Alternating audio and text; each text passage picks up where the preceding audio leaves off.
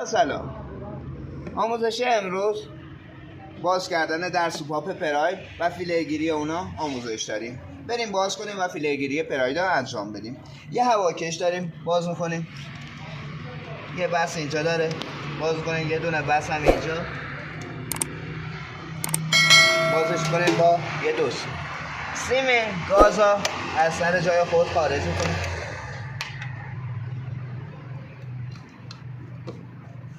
سه تا پیچ داره که هواکش نگه داشته. با بوکس دو دستی گردون بازش میکنیم.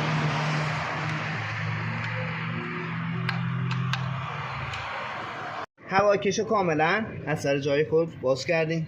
یه دریچه گاز داریم که با بوکس 10 با وسط بلند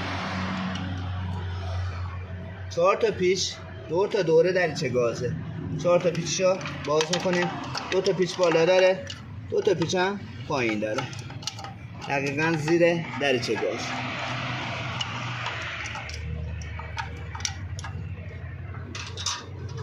دو تا مهره بالا، 2 تا پیچ پایین. هر 4 تا رو باز میکنیم.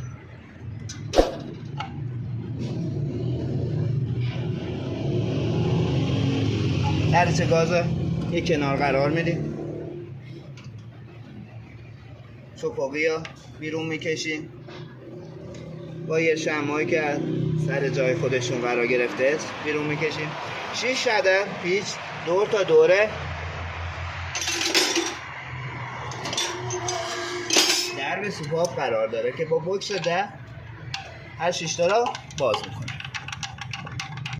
6 تا پیچی در سوپاپا باز کردیم. برای شما داریم یه پیچ به قابط اسم تایمه و به در سوپاپ که با آچار 10 اینم بازش میکنیم. در سوپاپ کاملا آزاد میشه. فیلهگیری ها انجام بدیم و اتمامه. خیلی بیش از حد نرده، صداش همجور معلومه با دستتون. برای فیلهگیری پراید 2 تا انگشتی بیشتر قیچی نمیشه. یکی این انگشتی رو قیچی میکنیم، 4 طرف این طرف رو میگیریم، این طرف ها قیچی میکنیم، 4 تای اون طرف ها فیلهگیری انجام میدیم. برای قیچی کردن اول این قیچی، این انگشتی میاد بالا، این یک کمی اشاره کنه، 4 تا این طرف رو ما میتونیم فیلهگیری کنیم. بریم برای قیچی کردن. این انگشتی میاد بالا، این یک کمی اشاره میکنه رو پایین. ما جکا قرار دادیم زیر ماشین و دنده پنجش کرده ماشین که به راحتی بتونیم موتور رو بچرخونیم. این انگشتی که قیچی شد، این و این انگشتی میشه فیلهگیری کرد. پس این دوتا، این و اینا با اون طرفی. 1 2 3 4 تا انگشتی ها فیلهگیری میکنیم با فیلر سی. همیشه پراید فیلر سی میخوره، هیچ فیلر دیگه نباید زیرش بره، فقط سی. اصولش سیه. برای فیلرگیری یه فیلر احتیاج داریم، یه دوستو و یه آچار 12. مهرشو کمی باز میکنیم.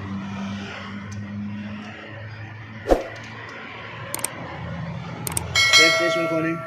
فیلر حالت آهن ربایی داشته باشه، در حدی که حالت آهن ربایی داشته باشه کافیه.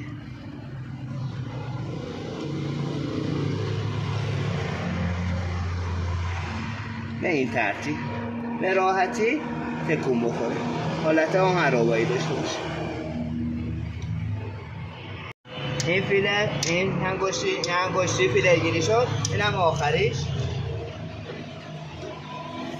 آچار 12 بازش میکنیم.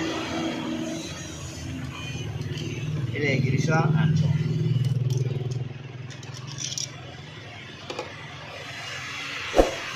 فیلرمون حالت آهن‌ربایی.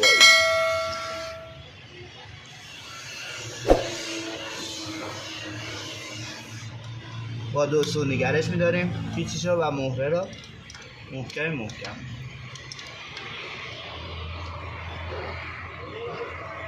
برای 4 تا انگشتی اون طرف این سمت بالا بیاد، این انگشتی شماره 1 سمت بالا بیاد و انگشتی هوا یک کمی اشاره کنه پایین به این حاله. این 2 تا و این 2 تا را الان میشه فیلرگیری. بریم برای فیلرگیری. آچار 12 مهره شد باز میکنید با یه 2 سو صفر میکنیم که فیلرمون حالت آهن‌رباییش.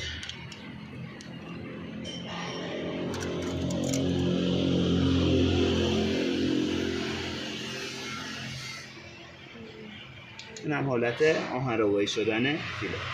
باز با 2 سو نگرش می‌داریم پیچو و با آچار 12 مهره رو محکم صفر می‌کنیم.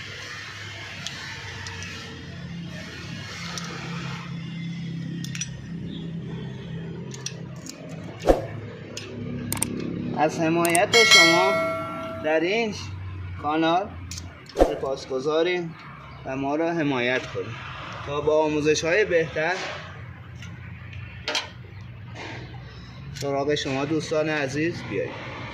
اینو فیلرگیری کردیم، میشه این 3 تا دیگه. این 3 تا رو هم فیلرگیری میکنیم و در سوکاپا میبندیم. انگشتی آخری هم فیلرگیری کنیم. با آچار 12 مهره رو باز میکنیم، باز پیچا سفتش میکنیم تا فیلرمون حالت آهن‌رباییش. پیچ رو نگه میداریم و مهره را محکم صفر میکنیم.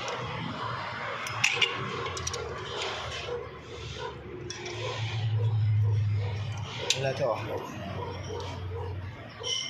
پس برای فیلرگیری پرای شماره 1 هوا را 4 هوا را قیچی میکنیم. این 2 تا و این 2 تا را فیلرگیری میکنیم. هوای 1 را قیچی میکنیم. این 2 تا و این 2 تا را قیچی میکنیم و فیلرگیری. این هم از آموزش فیلرگیری پرای. امیدوارم از این آموزش خوشتون اومده باشه.